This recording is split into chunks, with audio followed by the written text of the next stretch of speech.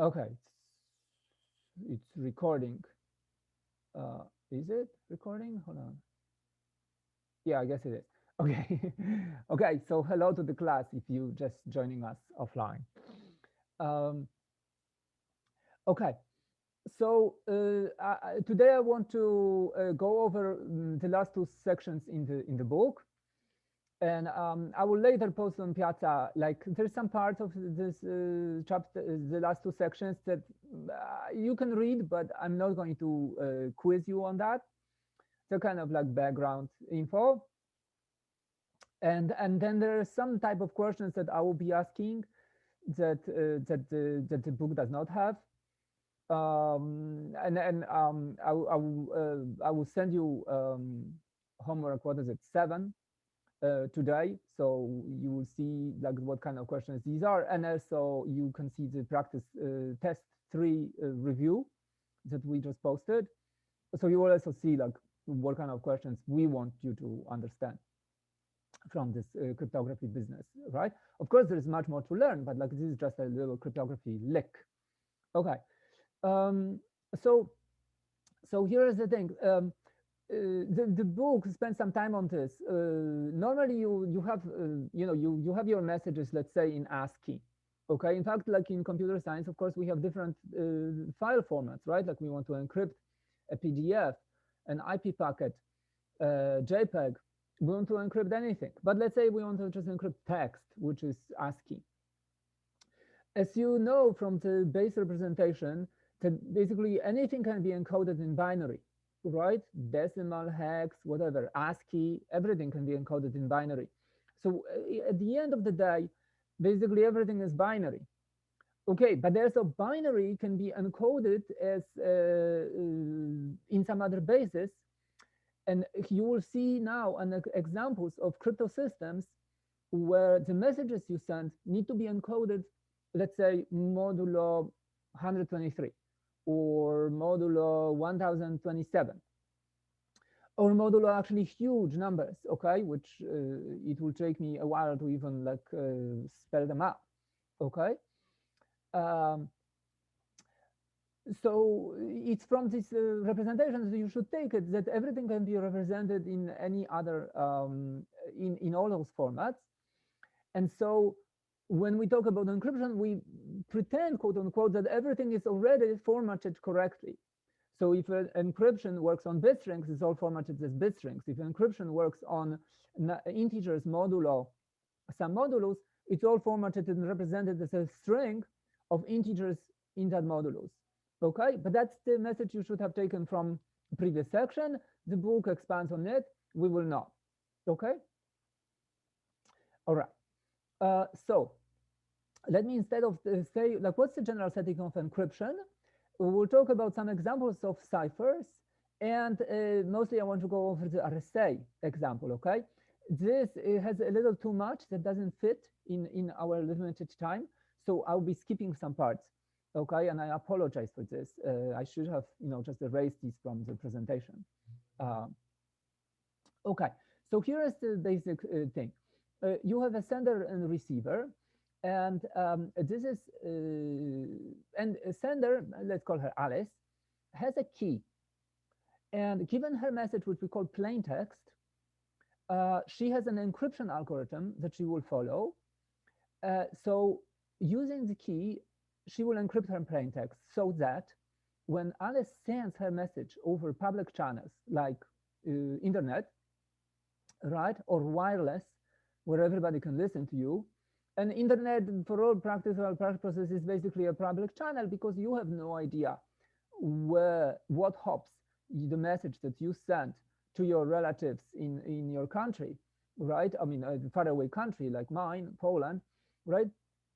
You have no idea who is on those links and who is on those routers that switch and what channels this message goes through. Okay, so you should encrypt so that whoever is on these channels gets the ciphertext. Okay, but when the message reaches the destination, of course, this guy, if he has an active control over the channel, he can just block you, Okay, well, there's not much we can do about that, at least not in as far as encryption is concerned. You know, uh, if a firewall of some country wants to filter messages and cut off everyone, that's a very different story. Okay, but let's say that you manage to overcome these attempts at censorship, right, and whatever control of your citizens, and you get the message across. So the receiver, let's call him Bob, he has the key, and he will follow counterpart of this decryption algorithm. Okay, and given the ciphertext, decryption inverts the encryption. So if this is a function using a key, this is the inverse of that function, which given the same key is going to invert back. And whatever the message was here, it will output the same one. Okay. Uh, so, so first of all, we need to encode messages. Let's say you're sending an ASCII into whatever representation you have that you need. So this is the ASCII representation, of these characters, and now we want to encrypt this message. It lives in certain space, right? Like you can interpret this as an integer, a very, very high modulus. But perhaps the kind of encryption you use wants to represent this as a bit string instead. Okay. And so on the receiver, but however, what is the native encoding of the encryption notwithstanding, decryption is going to invert it. And then the receiver is going to invert back into the decode this as, if the application is ASCII because it's an email, he will decode into an appropriate ASCII string. Okay. But it doesn't have to be ASCII. So here is, let's say that the native message space of an encryption like RSA is modular residues of division mod n, where n is some large modulus. Okay, we'll see in a bit like what this is for in the RSA case. So Zn, you should drum this into you that that this is integers residues from integer division mod n. So the residues are this set. Okay, and so how do you encode into the set? Well, you have all sorts of encodings are possible, right? But basically you can represent it as a string in ASCII, and then you need to decode it and cast it into this other base, which is this one. Okay, so you just take whatever you learned from the previous lecture about representation in different bases, and you do that. Okay, so the input to the encryption is called plain text, and now I'm going to assume it is encoded as an element in Zn, but actually the long message is encoded as a sequence of elements in Zn, and we're just going to show how to encrypt each character one by one. Right, so we will just focus on like what does the encryption do when the plain text is in the proper space. Now, if it's a sequence of such elements, then you do the same for every element in the sequence. Okay, and the same on the decryption side. So RSA encryption maps, or okay, just imagine that an encryption, because we will show more than one. It's a keyed function that takes elements from the plain text space, and actually ciphertext space is the same. Okay, this is not always the case for all encryption schemes, but it will be the case for the ones we talk now. Okay, and decryption is there, so the domain and the codomain are the same. But these are keyed functions, so they have one additional argument, the key. Okay, and we will customarily denote plain text as M, ciphertext as C. Okay, so try to use these variables because then it's easier to understand what you mean. Okay, let's look at some toy crypto systems. Shift cipher and substitution cipher. The shift cipher is covered in section 9.8, and it's called simple encryption there. Okay, so here is a shift cipher. You have a modulus, let's take 79 for an example, and a key is one integer in Zn. So between 0 and 78 for this n. So let's take 55. Messages live in the same space Zn, and so let's take an example, 41. Okay. What's private, what's secret about this? First of all, the description of the algorithm is public. Everybody knows that you're using a shift cipher. Also, the modulus is assumed known. Everybody sort of, it's a part of the algorithm, or some parameters that, if you download this code, it's going to have the modulus fixed in it.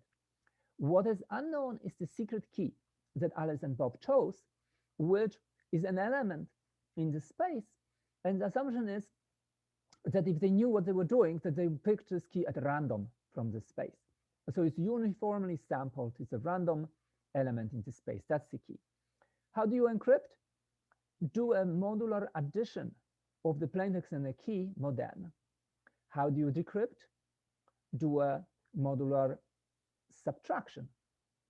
Okay, and now note, for every key, this encryption function indexed with this key is a one-to-one and onto function from all modular residues m, so all messages possible, to Zn itself, right? Because the output of this function, lives in Zn. It's a one-to-one function because decryption is its inverse.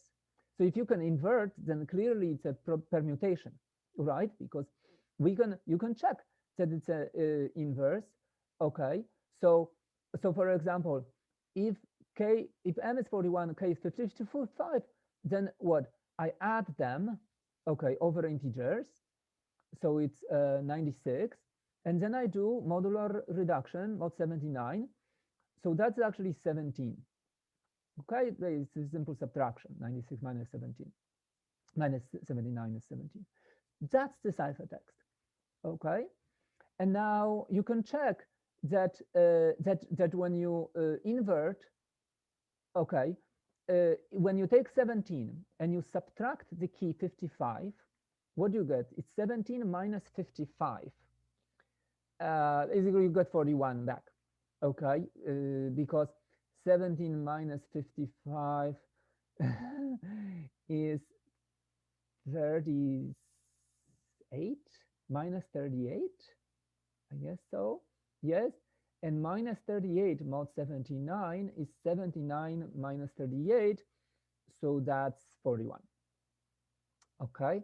So this equation checks out. You're getting back the same plain text that was, if you decrypt this way, you're getting back the same plain text. And it works in general, because if C is m plus k, then C minus k just cancels out, because all modular arithmetics work just like standard arithmetics, just like you would expect standard arithmetics to work, right? So subtraction, just drops this key out from, and you get m back. Okay, so it works for any m and k and n. All right, another example. We're doing on time. Okay, so let's say the same modulus, your key was 13, message 41. Okay, you just add them, and there is modular reduction, doesn't do anything. The cipher is still 54, and simply, and 54 minus 13 is indeed 41, right? So the guy is Bob is going to decrypt the same plain text that Alice has sent. Okay. All right. Okay.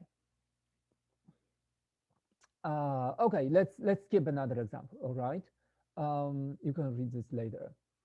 And it is called a simple encryption in 9.8. So here is the thing. So why don't we? Okay, that was simple enough. That's lovely, right? Like, why don't we just use it? The problem is that it's not very practical for the following reason. If you just send if you use this encryption to send a single message, then actually an MC pair reveals the key k.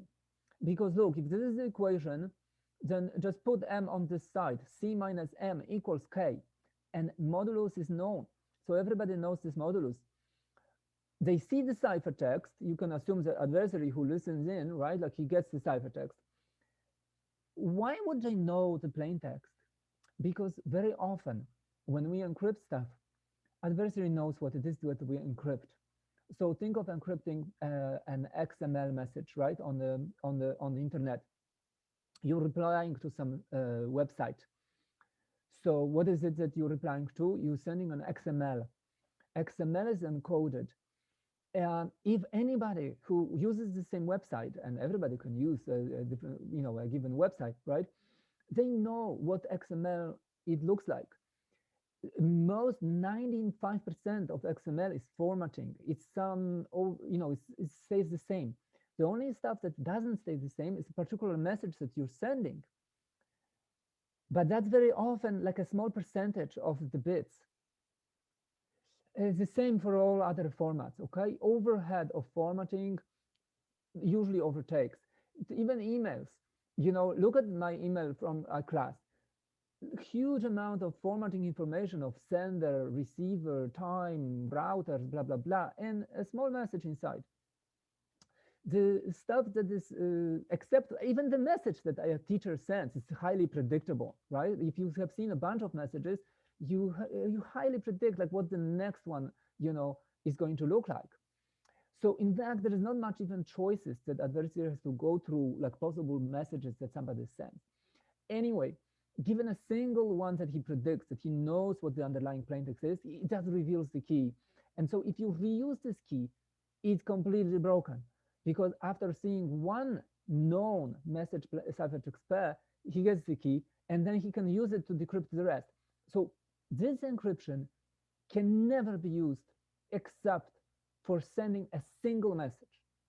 If you send a single message, then this is actually a perfect encryption. It's a fantastic encryption. It's called perfectly secure. And if you take a crypto class or you read it on Wikipedia, you can understand why it is called perfectly secure. Okay, maybe it's even my slides, I forget. All right. So, but how good is an encryption that you can use a key only once? This encryption, you might not see it here, but actually it's equivalent to something we call one-time pad. If you look at this, what's happening in binary and cast it in binary, then this will be a one-time pad. And it is called one-time pad for a reason.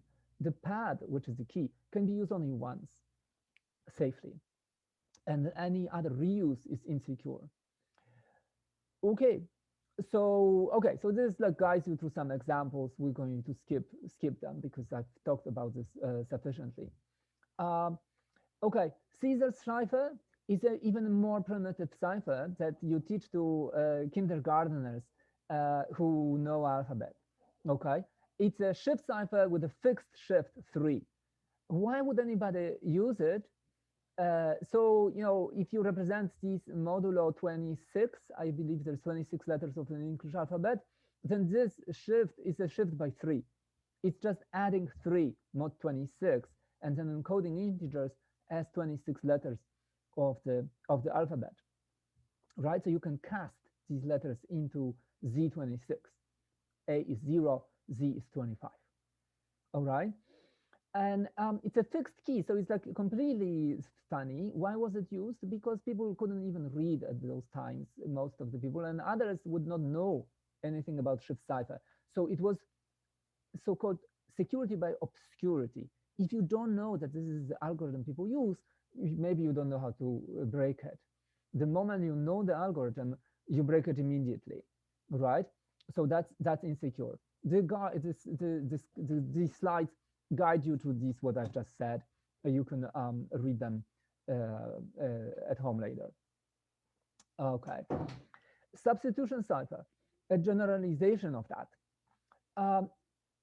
Well, one more problem with the key, anyway, okay, so another problem with the shift cipher is that there's only 26 keys if you encrypt letters of alphabet.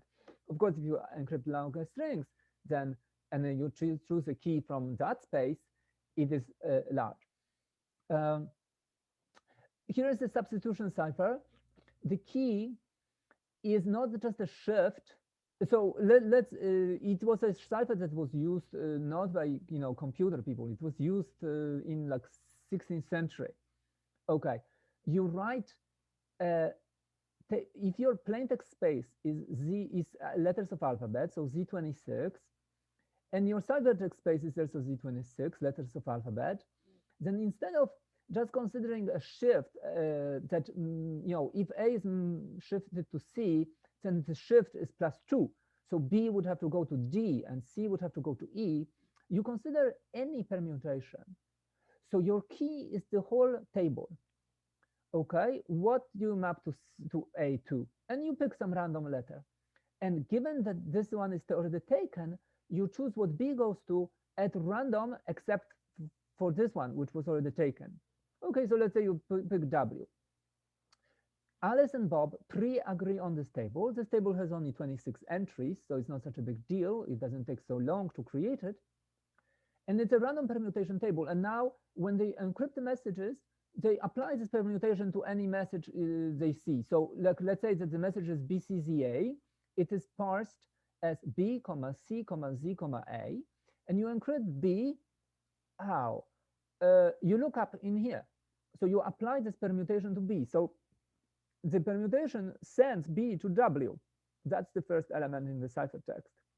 Next, and you recurse. You do the same thing for every element in the plaintext, in the string of plaintext messages.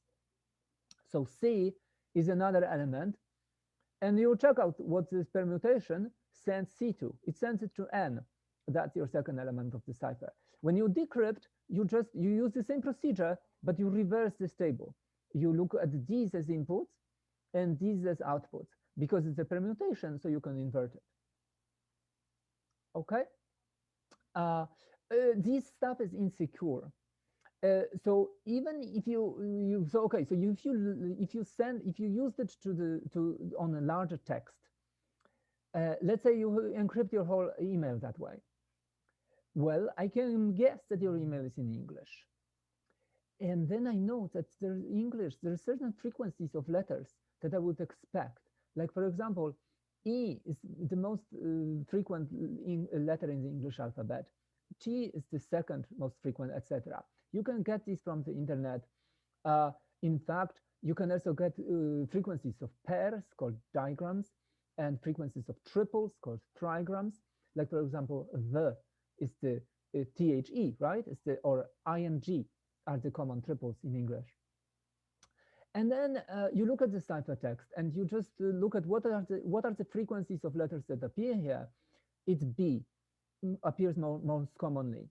So you guess that that B corresponds to E, because E is the most frequent letter in the English alphabet. And if this string was written in English, you would expect the most common letter to appear is E. Of course, you can be wrong. This could be some bizarre text that somebody wrote, perhaps like on purpose, avoiding the letter E, right? But that's not a standard application, right?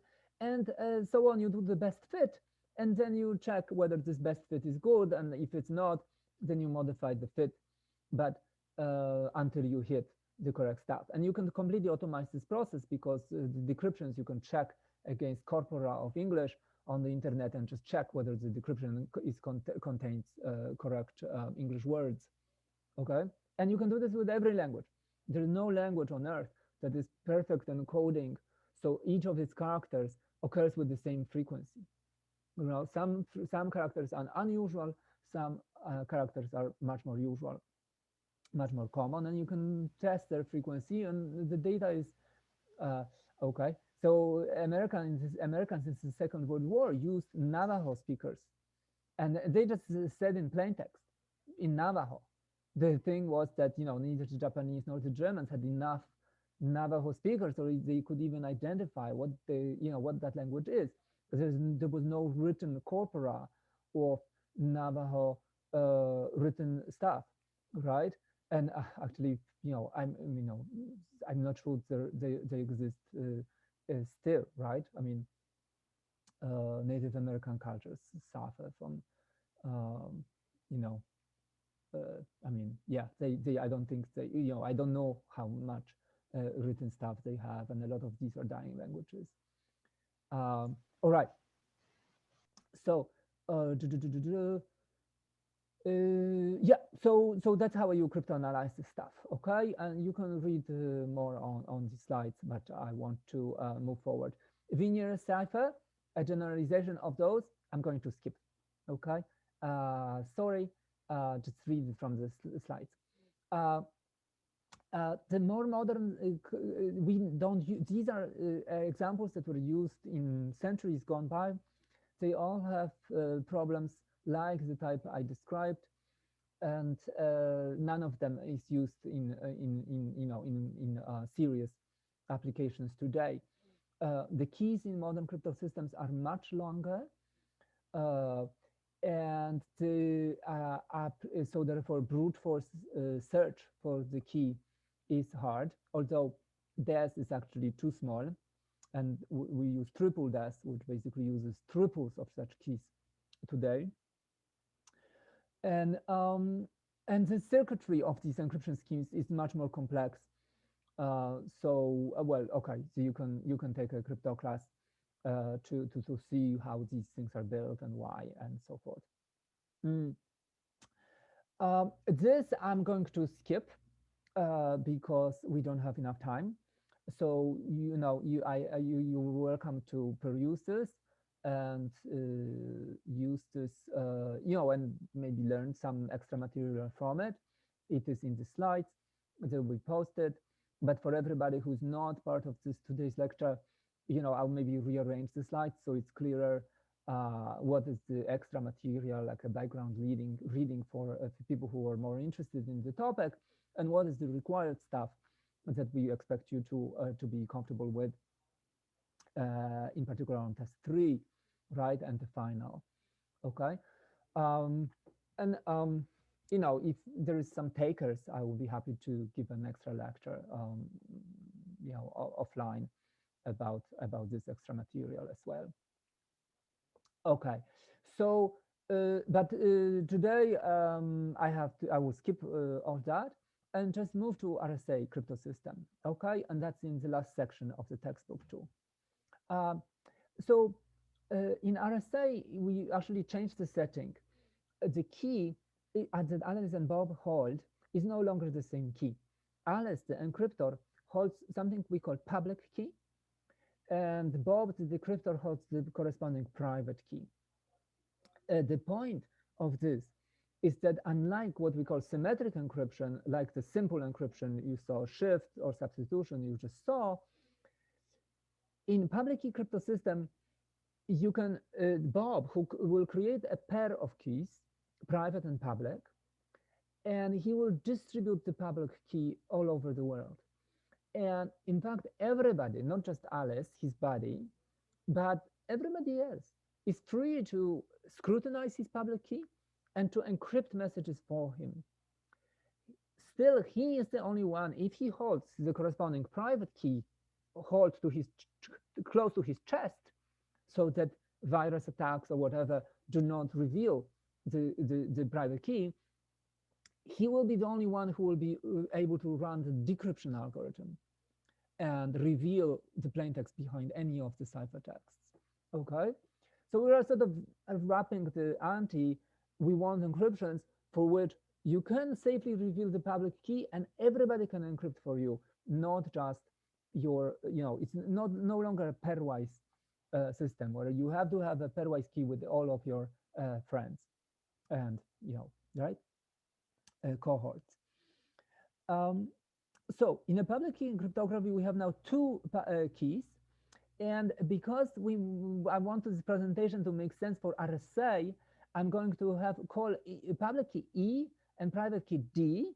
However, also common notation is public key is PK, private key is SK for secret key, and PK for public key. The encryption algorithm takes the public key and a plaintext and outputs ciphertext, and the decryption takes the private key and a ciphertext and outputs a plaintext. And they still have to be inversions of one another if ED is the correct pair of private public key corresponding to one another and generated jointly by Bob. Okay. The security of the public key crypto system will be essentially try to capture that Eve, for eavesdropper, okay, who is an attacker here, will know the ciphertext, and she can see all sort of, and she can take a plain text and public key and compute this function forward, right, on a guessed plain text and check whether this results in a given ciphertext. But the message space will be huge. So this type of exhaustive search for, okay, let's suppose this was your plain text, let's encrypt it and see. Let's suppose this was a plain text, let's encrypt it and see. It's going to be too long. And but even if it was super large, we still don't want this to happen.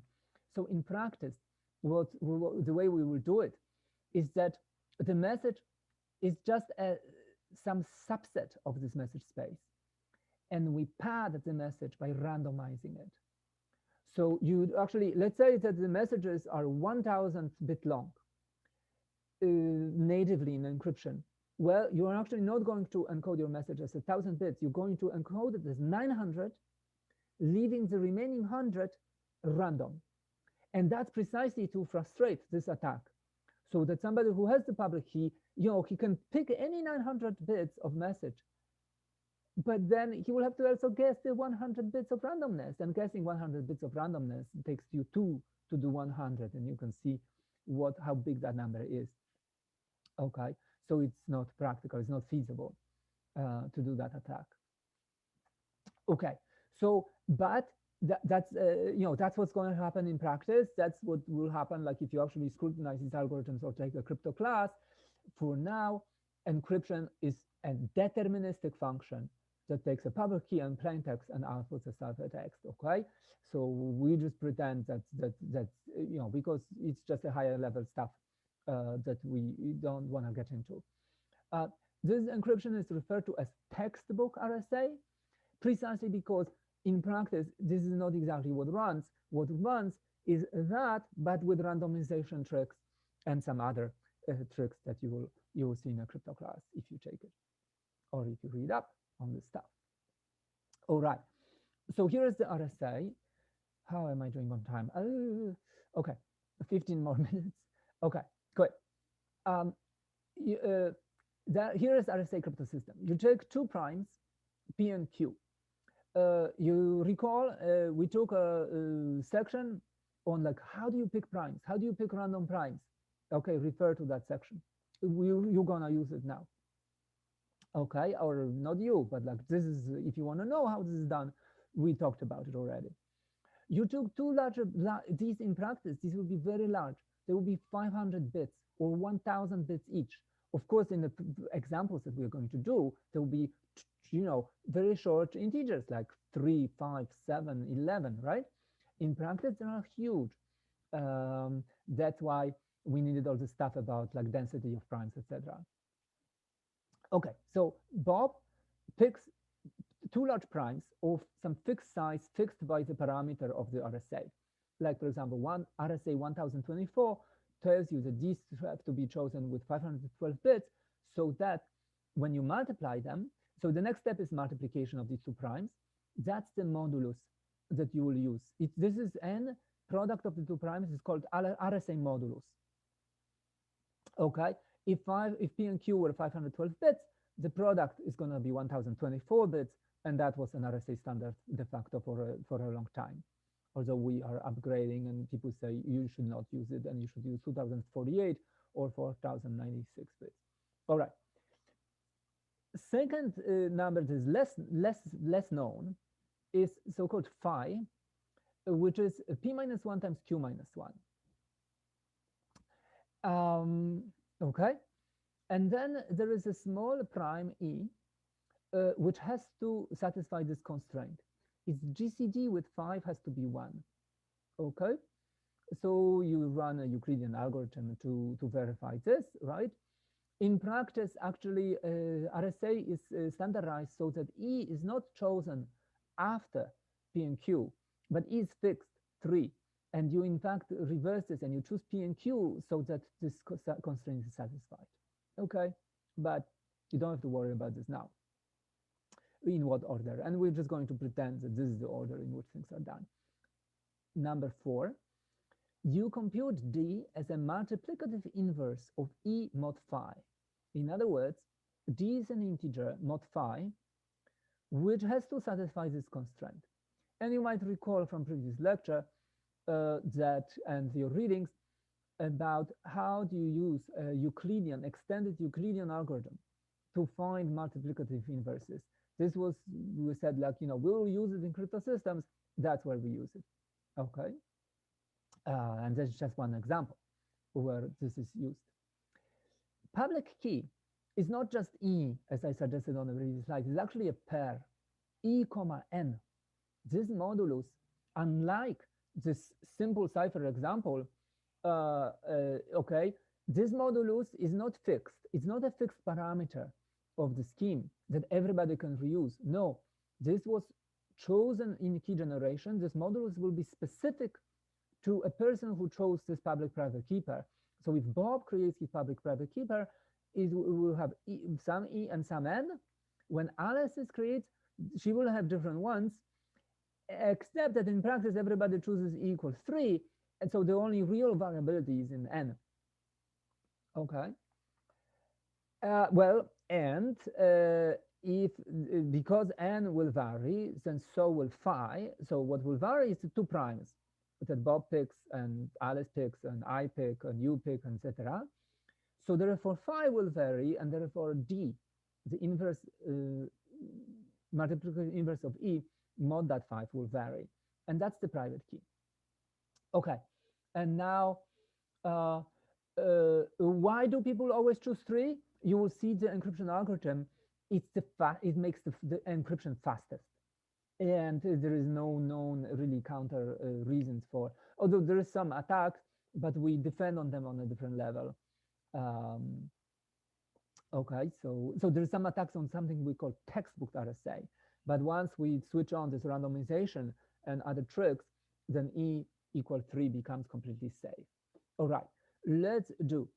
So note that anybody who can factorize N, in other words, create P and Q, who are the only factors of N, non-trivial factors of N, because P and Q are prime. So N has no other non-trivial factors except of P and Q. Anybody who does this will compute D, because if you know P and Q, then you can compute phi using this equation, and then you run the extended Euclidean, and you get D. So you boom out.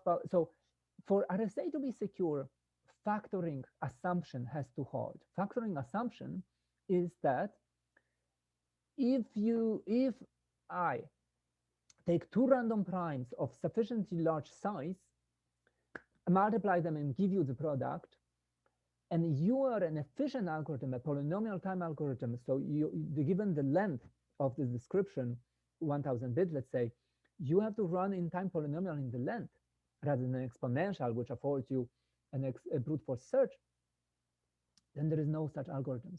There is no algorithms that can factorize. They're not known.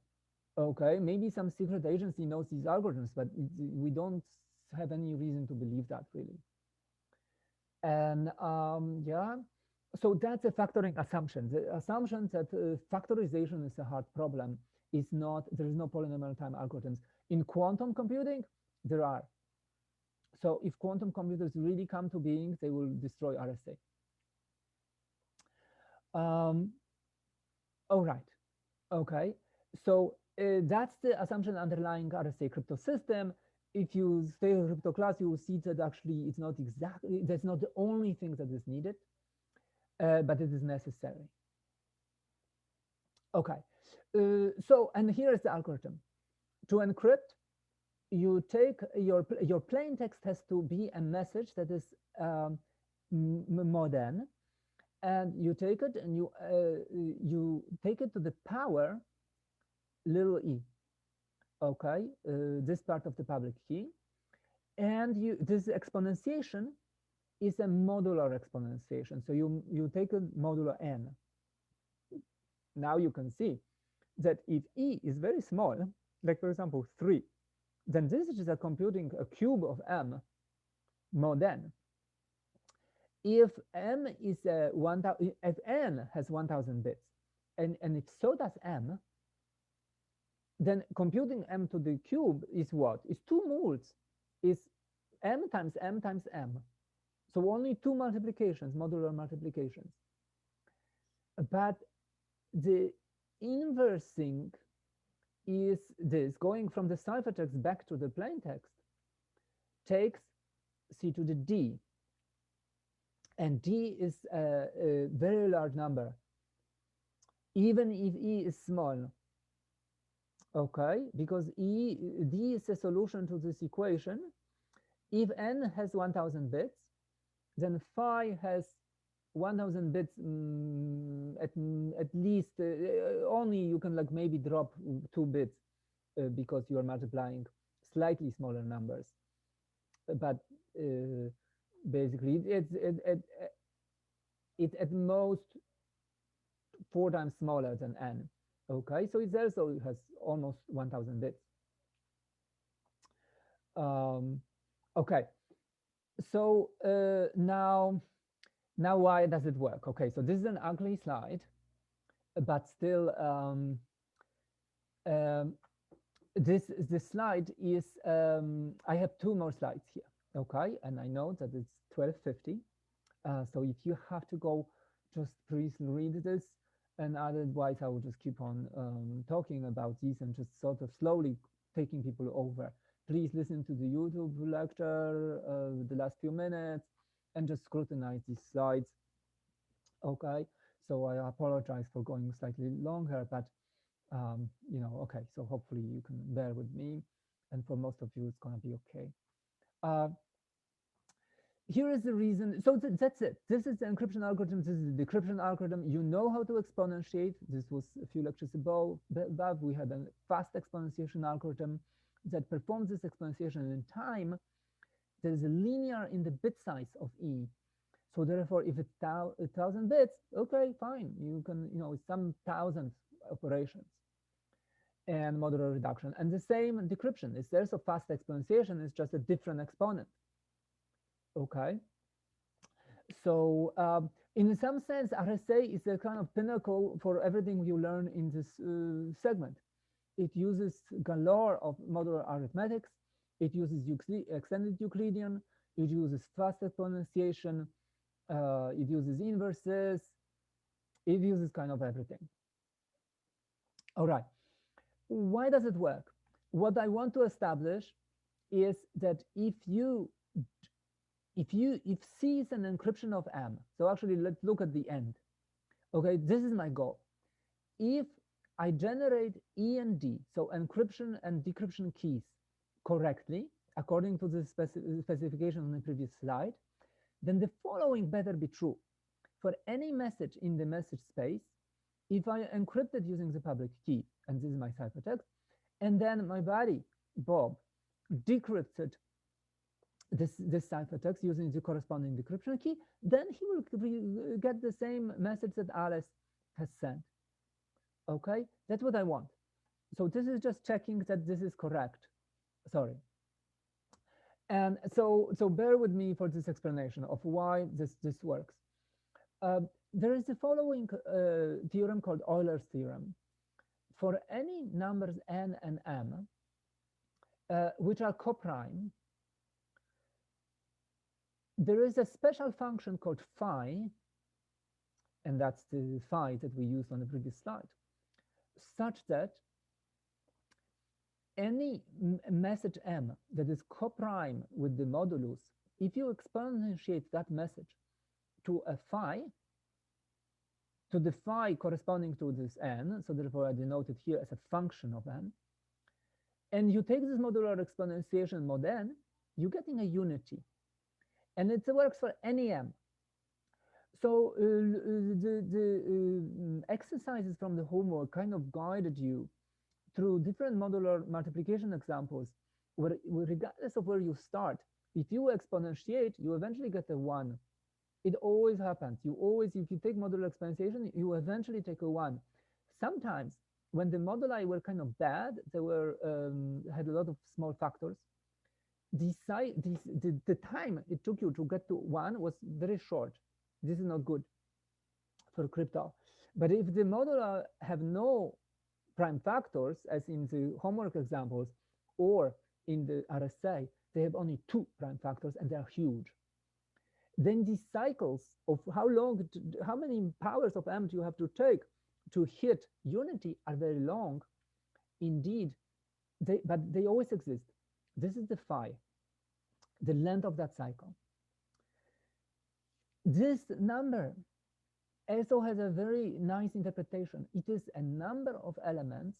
Phi is always the number of elements in Zn which are coprime with n. So therefore, if n is prime, then phi of n is the number of all those numbers, right? Which is everybody. So it's n minus 1, because the values that are coprime in Zn, which are coprime with n, is all except of 0. So 0 is not coprime with anything, okay? But everything else, every other integer here is coprime with n. Why? Because n is prime. It doesn't have any prime factors, non-trivial prime factors, right? Prime factors. So that's why when n was a prime modulus, these cycles actually took a while, okay? Now in RSA case, n is not a prime, but it's a product of 2 large primes. And it so happens that phi of n, the number of elements in Zn which are coprime with n, is this equation. You can see why, but we're not going to talk about why right now. It's not so hard to see why that is true. And also you can test it. And in homework exercises, I will be asking you to test it. So you see for yourself like that this is really exactly the number of elements in Zn which are coprime with the modulus. Now, so Euler's theorem specialized for the case of RSA, where n is a product of 2 primes, simply says that if phi is computed this way, as it is in the RSA crypto system, and then for any message that is coprime with the modulus, and so the message space of the RSA crypto system is actually going to be not all messages in the n, but only those which satisfy this equation, this constraint, okay? Then if you take m to the phi, you get a unity. Consequence of this theorem, and again, I'm not going to give you proof, but this is an easy thing to see, is that if you exponentiate m to any integer and compare it to an exponentiation of m to that integer reduced mod phi, these are the same things. Why is that? A sketch. Because if taking exponentiations to phi basically is a unity, how is unity? It's an m to the 0. M to the 0 is a unity, right? So phi in the exponent is like a 0. Therefore, if you exponentiate to phi plus something, you can just as well exponentiate to just that thing, right? So m exponentiated to phi plus x is the same as m to the x. In fact, if x is represented as some number of multiplication, some q times q is quotient, q times phi plus a remainder, then all these q times phi, if you exponentiate to that, it's a cycles, and it always hits as 1. They all drop out. It's like a big 0 in front. The only thing that remains is m to the remainder. And what's the remainder? It's x mod phi. That's the remainder. So that's what we have here. Okay, and now this implies that if E times D is 1 mod phi, then and m is in a proper, satisfies the proper constraint, which is this one. So that's the only messages that you can encrypt using RSA. They have to be coprime with the modulus. In practice, because the modulus is huge and contains only huge prime factors, you don't even have to check that. But for small numbers, you do. If C the encryption, and this is the RSA encryption, is computed as m to the e, or then look up what happens when you decrypt. Bob decrypts by taking c to the d, right? Okay, so now, but what was c? C was m to the e mod n. So this decryption is really this number. It's mod n inside, but we already know from early classes on modular arithmetics that I can postpone all the modular reductions to the end. I don't have to put a modular reduction inside here and a modular reduction here. They can be all pushed out. It doesn't matter. Okay, so that was a few lectures ago, and like one of the homework 6 questions on sort of drumming this. Okay, so the ciphertext you're gonna decrypt is mod n equivalent to m to the e and then to the d. But this is sequential exponentiation. So what is it? It's an exponentiation to the product of e and d. But now the Euler law kicks in. Whatever this integer is, I can just as well exponentiate m to this integer reduced modulo phi because of this law. That phi is the special number which tells me, how long I have to get to unity, so it just drops out, and all I have to do look is the modular reduction, and that's a 1 because E and D were chosen this way. So the secret key D is a modular multiplicative inverse of E modulo phi. That's the RSA key generation procedure. Precisely so, this equation works. Okay? This is why. And because this equation works, it follows from Euler. So therefore, the sequential process of encrypting, which is raising to the E mod n, and then decrypting, which is raising that to the D mod n, outputs just m. Because E times D mod phi is a 1. It was chosen that way. Okay, so that's why it works. Okay, that's why decryption inverses encryption. Okay, and now I have one more slide. Sorry, with just an example of this. Okay, so let me just go through this example. Okay, and I do apologize that this is behind schedule. So let's take the example with let's see, all choice, and why do people always choose? Okay, good. I was just looking at the chat messages if there's something I should respond to. So let's take examples. The primes that Bob chose are p equals 5 and q equals 11. So the product of the two primes is 55, and that's the RSA modulus n. The phi is a function is p minus 1 times q minus 1. So this is 4 times 10, which is 40.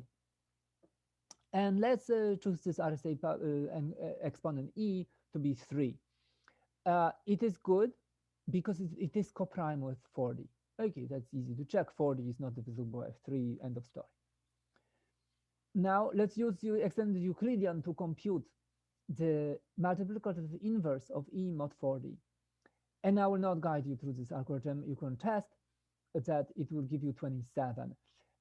Whatever the extended Euclidean gives you, never take it for granted, because you might have made a mistake, because it's easy to verify. How do you verify? Multiply your claimed D with the E and test that they are 1 mod phi. They have to be. That's how it's supposed to be. But maybe you made a mistake in this Euclidean. So test. 3 times 27 is 81, and that is indeed 1 mod 40, so you're done. Okay, good. So now you know what the public key is. It's E, which is 3, and a modulus n, which is 55. And you know what the private key is. It's 27. Okay, and the encryption goes like this, and then decryption goes like that. So let's take an example. Message 17. Is it in a proper message space? The message space is all messages that are coprime with 55. 55 has 2 prime factors, 5 and 11. So we can take this message to be anything except of multiples of 5. and 11, and it is not this guy, right? So it is in a proper message space. This is my public key, this is my secret key. The modulus is often skipped from the private key. Why? Because it's already part of the public key where everybody else assumes to know it. So sometimes we don't write this N here. Okay, so the encryption of 17 is what? Is 17 is the message, E is 3, and the modulus is 55. So let's do that. So it's 17 times 17 times 17. What is 17 to the second power? Okay, mod 55. I guess you have to use a calculator, but perhaps you don't even have to do that. But it happens to be 14. And a product of 14 and 17, okay, I'm claiming it's 18. You can test by yourself. I'm not saying that this is quick to make in your head. You have to do it on a piece of paper. On any test, we'll make these numbers smaller so that you can do them on a piece of paper very quickly. Okay. So this is a model. This is what the 17 to the third mod 55 outputs, and this is the encryption. So therefore, this will be the ciphertext. Now, when you decrypt, you take this 18 now to the power D, and that's 27. How do you do that? Well, at this point, you don't want to do what I did here, which is just a stupid multiplication, consecutive multiplication. You want to use a fast exponentiation algorithm, because multiplying 18 27 times and doing the modular reduction will be, significantly annoying. Instead, what is fast exponentiation? It basically represents 27 as multiples, it represents as mod 2 in binary. So it represents as a sum of powers of 2. So it's 1 plus 2 plus 8 plus 16. And then the exponentiations of this is 18 to the 1, which is here, times 18 to the 2, which is here. And once I know what the 18 to the 2 is, then I don't have to compute 18 to the 8. I can compute 18 to the 2 to the 4, right? Because this is 8. And once I know that, then actually I could have replaced this with 18 to the 8, which I already learned here, to the 2. Okay, but I wrote it this way. So I compute what an 18, okay, because this way I know what an 18 to the 2 is. I have to compute this, right? It happens to be 49. So now I can replace all of these into 49. So, and now look, 49 to the 4, I can compute this way. So I have to compute 49 to the 2, okay? But once I do it, then I can simplify this as 49 to the 2 to the 4. So now the second really, everything else is rewrites, but now I have to do this 49 to the 2 multiplication, and I do it on a piece of paper that comes out to 36. And I do one more easy things, which is to replace this 4 by 36 to the 2 to the 2, because I have to compute 36 to the 2 anyway. So now at this point, I have to compute 36 to the 2 on a piece of paper. This comes out to 31. And now I have to do this one, which comes out to be 26. So there is elements here I skipped. They're on a piece of paper, but how many molds did I really have to do? I had to compute this one on a piece of paper, so that's mold number 1. I had to compute this one, that's mold number 2. And I had to compute this one, that's a mold number 3. And then I had to multiply these stuff. And let's say I group them this way, you can group them anyway. So you do number 4 mold here, happens to be 2. Number 5 mold here happens to be this. And number 6 mold, which was a gracefully easy one. So I did 6 expensive computations. Even for me as a human, these would be expensive computations. I have to do them on a piece of paper. But I did only 6 and not 27, right? So you see the power of fast exponentiation here, right? All these rewrites was basically tracing the fast exponentiation algorithm. And okay, a particularly easy version of fast exponentiation for humans to emulate is in the textbook. I wrote a little bit in the test review about like, well, we kind of have 3 versions of fast exponentiation. They have pros and cons. The textbook has the one that I believe is easiest for you to emulate on a piece of paper. Okay, so that is it. And now let's open for questions. Are you going to be here for a little bit longer? No, like 2-3 minutes. Sorry. Okay, guys, sorry about that. And yeah, so ask me any question, huh? If any of you are still there. Yeah, so for the fast exponentiation algorithm, the power is 27, right? And then, so you break that up into 16 with like the first. Oh my yeah. goodness. So there's like millions of questions on the chat, but please do, you just speak up, would you?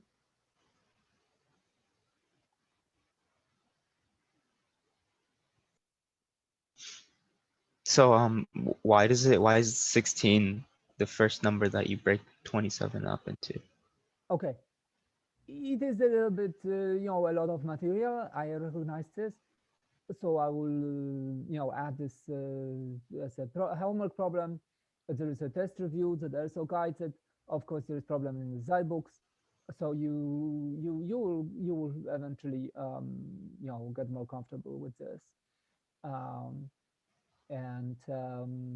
Okay, so there is still Wednesday. You can ask me some questions then. Of course, there's office hours, and and and and uh, so people, you say Zaya's question, you know, just tell me because it's very hard for me to see all the chat messages. So just speak up, somebody, and tell me what question you want me to answer. Can you hear me?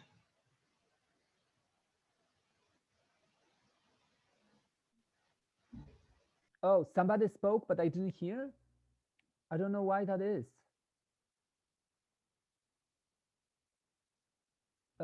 Maybe I'm muted, you everyone. Hold on a second.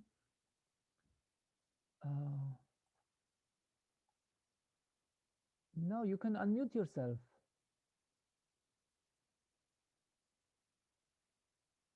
You are all allowed to unmute from my interface.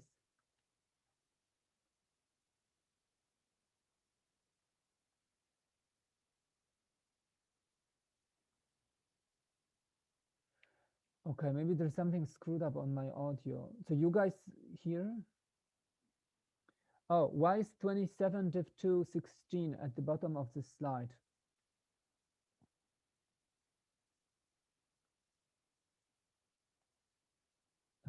Hold on. 27 div 2 at the bottom of the slide. Oh, I don't see 20. You mean why is 27 written as a sum of 1 plus 2 plus 8 plus 16? Because that's what fast exponentiation do.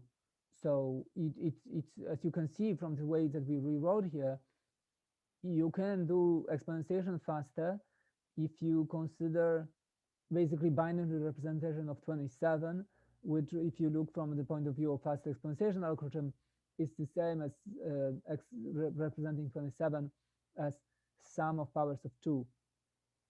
And so I believe this is right. So 16 plus 8 is 24. This is plus 2 is 26. Plus 1 is 27. The first one would be 13. No, these are powers of 2. So these must be powers of 2.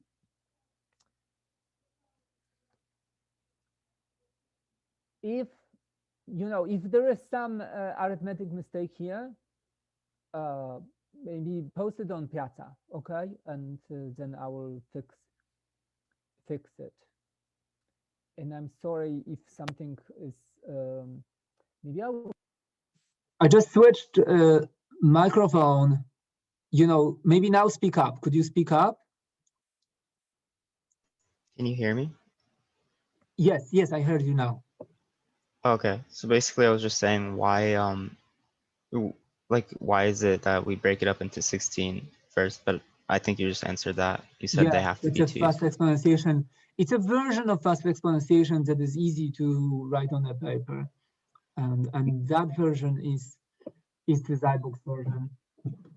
It's the same algorithm. It's just it's easier for us to emulate it in that version. Okay, thank you. Hey, you're welcome.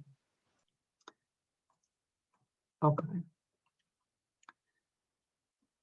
I wonder what the recording will sound like with people speaking and me not hearing anything. I'm not really sure what happened there.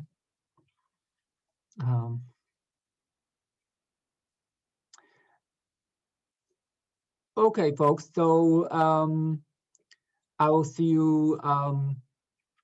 You know, stay tuned for another batch of exercises that will actually include this material that I will send today, and then the test review that is already sent earlier today. Okay. Thank you, and see you Wednesday.